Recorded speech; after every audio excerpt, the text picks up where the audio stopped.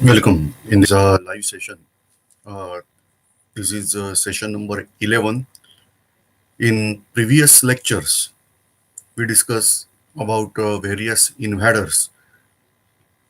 In last lecture also, we discussed about the invaders. They are Huns. They invaded India first time, but they were defeated from borders by a great prince named as Skandagupta from Gupta Empire. After that, they means Huns, went to Europe. They were in war with Roman Empire, particularly Western Roman Empire. And then onwards, they started, some of them again came back to India. Now, here we discuss that they adopted some policy, that is the policy of growth.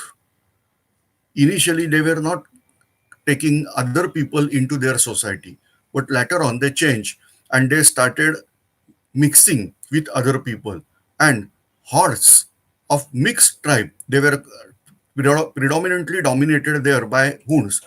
They started spreading, and that's why they are there in Europe, and they started coming again back in India under leadership of King Khil. Now in India there was a change in Gupta Empire. Now Skandagupta was emperor, because this period is of nearly 50 years. And after 50 years, once again, Hun arrived on our horizon. Skandagupta went once again on frontier to fight with Huns, whereas uh, on battlefield only, due to old age, he died out.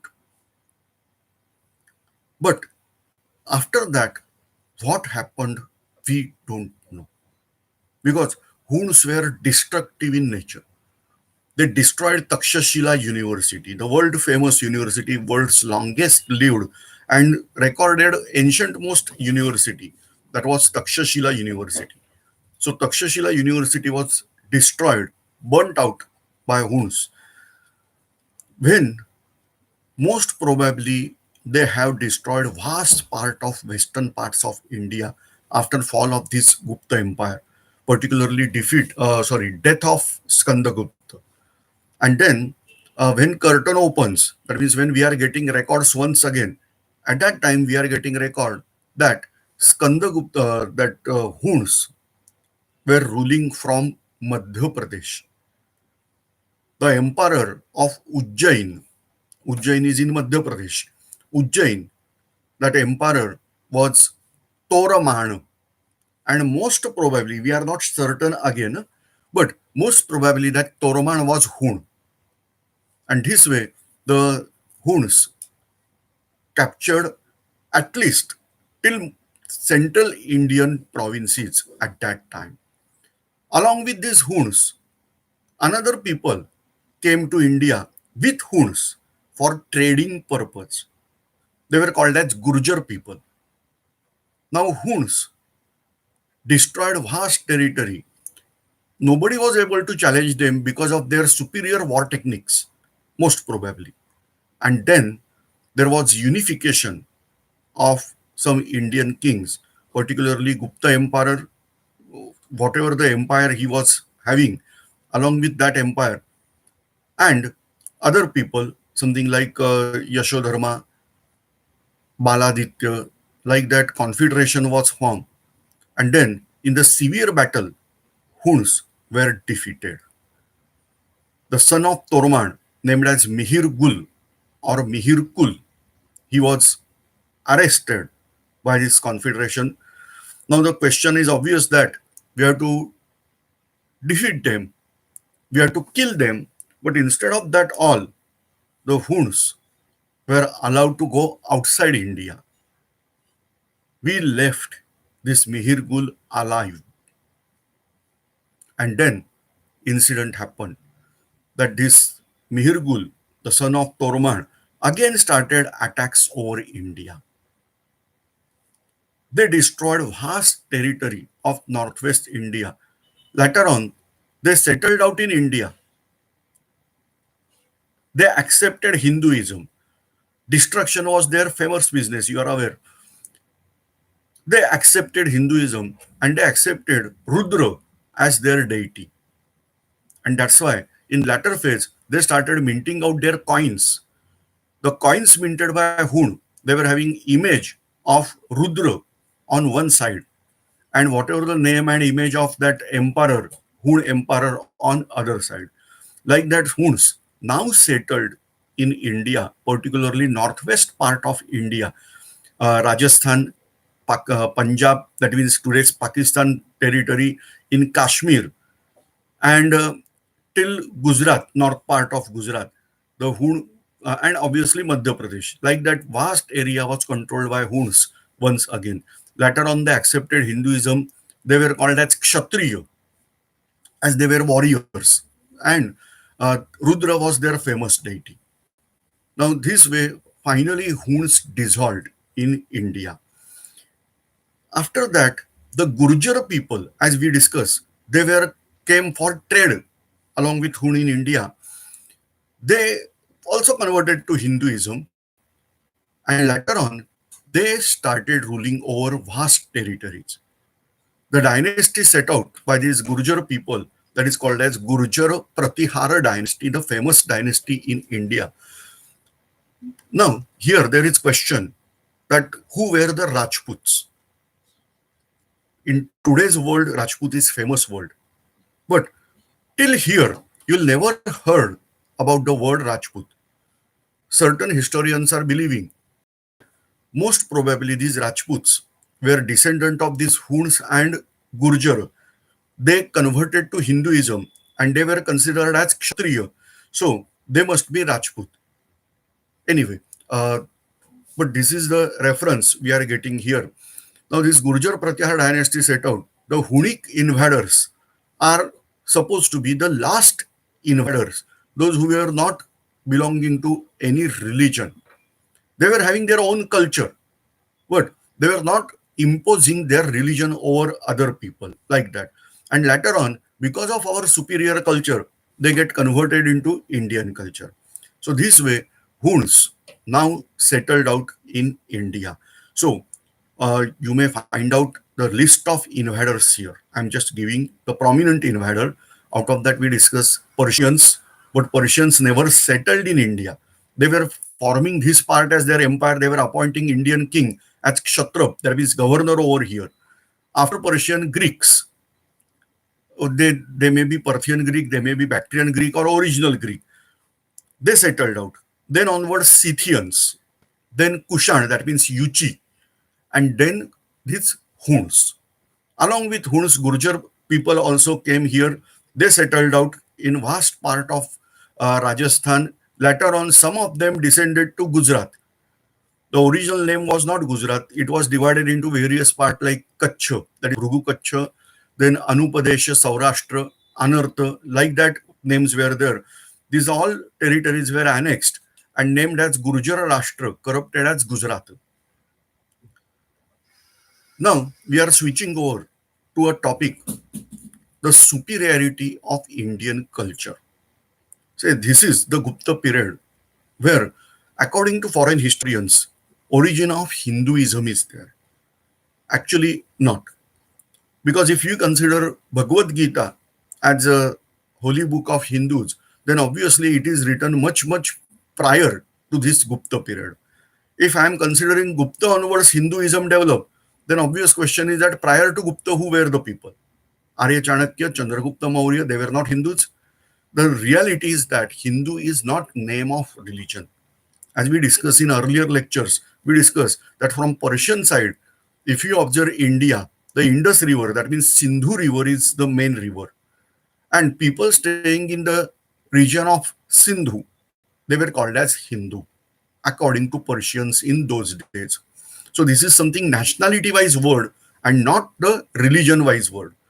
Name of religion is Vedic Dharma or simply Dharma, because find out in Mahabharata, never Sri Krishna says that I am preaching out Hinduism, principles of Hinduism or principles of Vedicism. No, the principal statement you can check out, Yato Dharmas Tato Jayaha. That means where is the Dharma?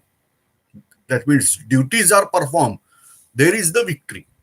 So they were not having any specific name for religion at that time. They were called as dharma. They were also called as Sanatana Dharma, Arya Sanatana Dharma, Vedic Dharma, like that names were there. But Hinduism word was not there. Otherwise, you will find that word somewhere in Bhagavad Gita, somewhere in Vedic literature, somewhere at least in Upanishad, Purana, but never. The thing is that this word was is nationality wise. Later on, foreign historians they wanted to make the sense that Hinduism is newer than Christianity, most probably. And for that purpose, they say that yes, this is the golden period of Hinduism. Further, they divide us into casteism. They say that Brahmanical practices are most enhanced during this Gupta period. Again, they say that Gupta period is golden era in Indian history. Now, just in yesterday's lecture, somebody asked about Adya Shankaracharya. Actually, I was not taking that part there because his period is in much latter phase. Yet, we are discussing somewhere. Just wait.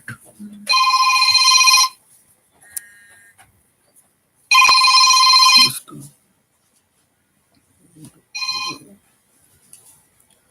sorry.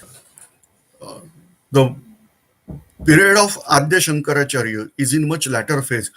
He is there in 8th century. So,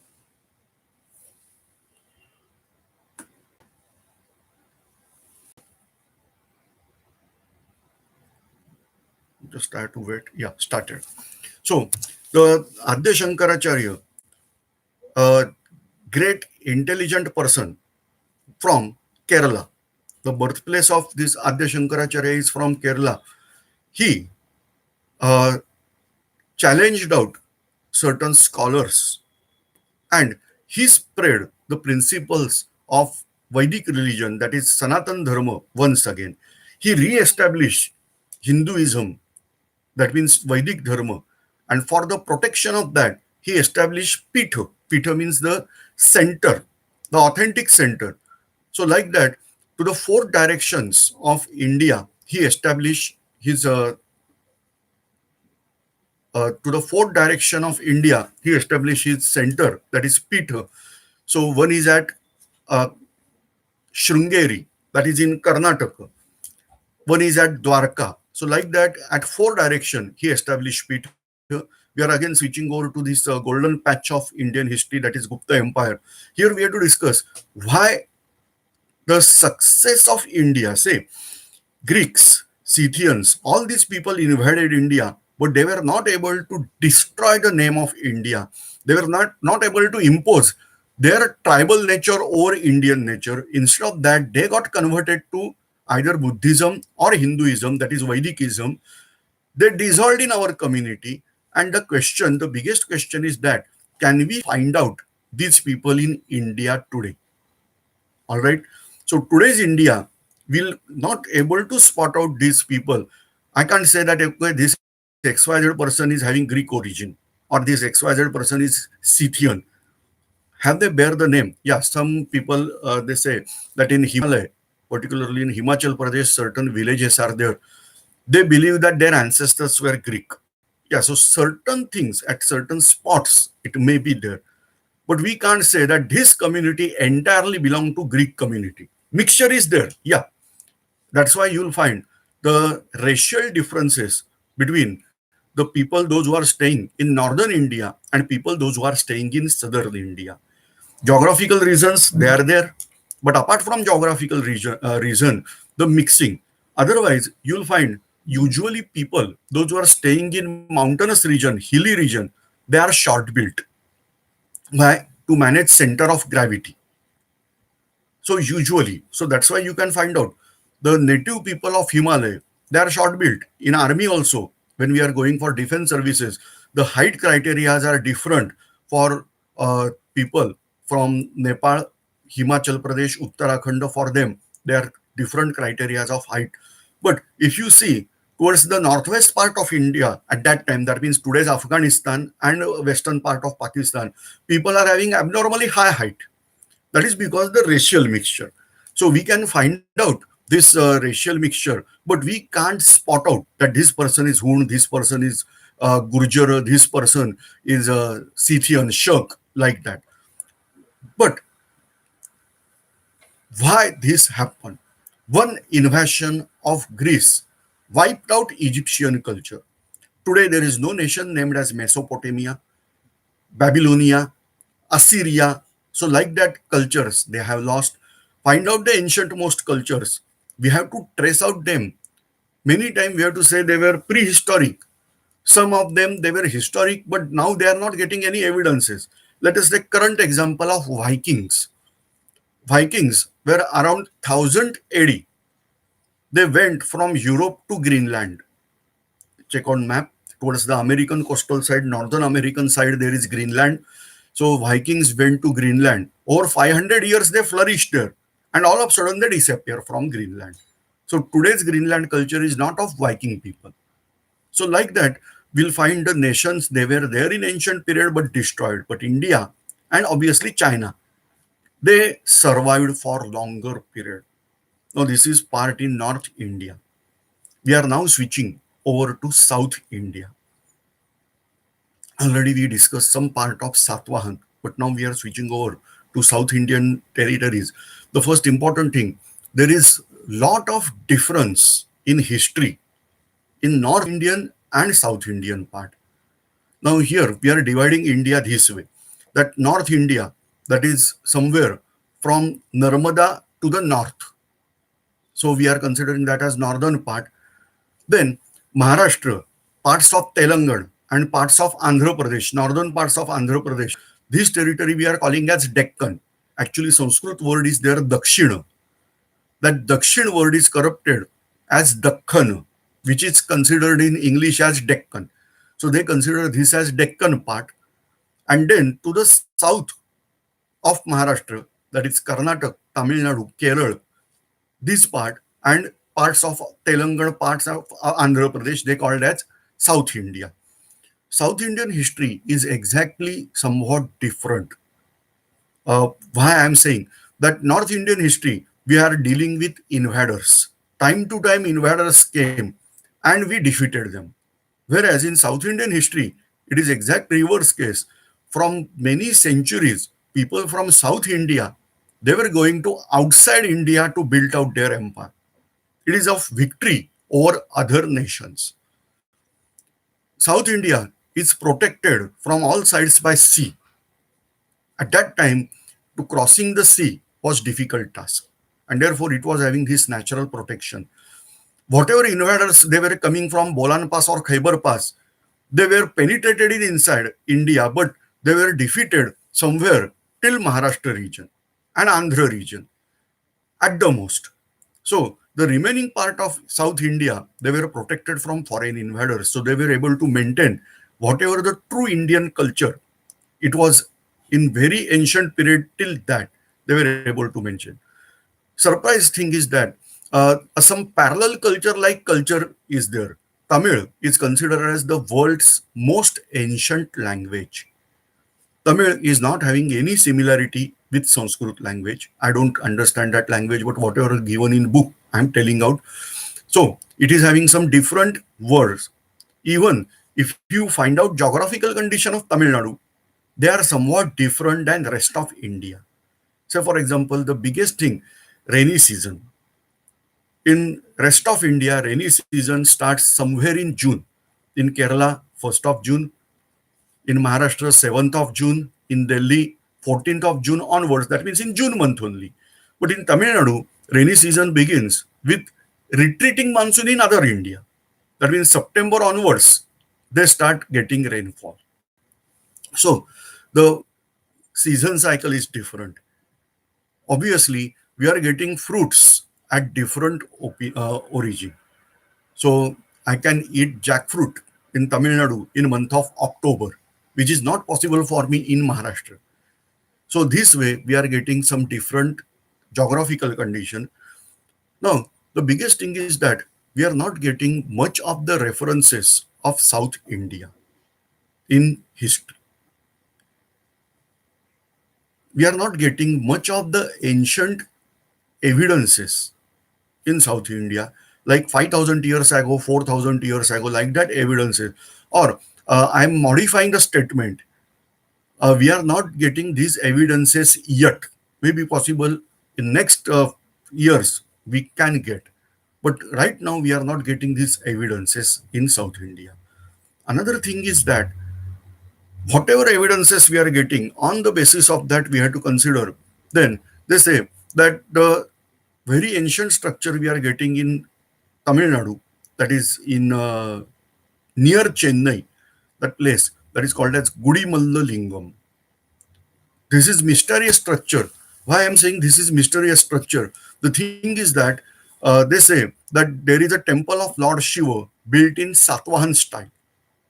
Usually, we are getting these structures in the clusters. Say, for example, if I'm talking about Badami, that is Vatapipuram in Karnataka, very good caves are there. Jain caves are there, Vedic caves are there. Yeah, they are there. But along with that, Vatapipuram, in nearby areas, in the 50-kilometer circle, we are getting another place that is Aihole, then Patakkal. So, like that, the places we are getting in nearby area and similar structures we are getting. If I am talking about Mumbai, then in Mumbai and around Mumbai, we are getting fantastic caves. Say, for example, Gharapuri, original name, it is famous as Elephanta. That is Trimurti idol is there. Then another thing is there, that is Andheri, that is Mahakali caves, Jogeshwari caves, and most important Kanheri caves. Like that, caves are there in Mumbai and around Mumbai. Whereas, check out the Gudimalla Lingam is the only place where we are getting this idol, Satvahan style Lord Shiva temple.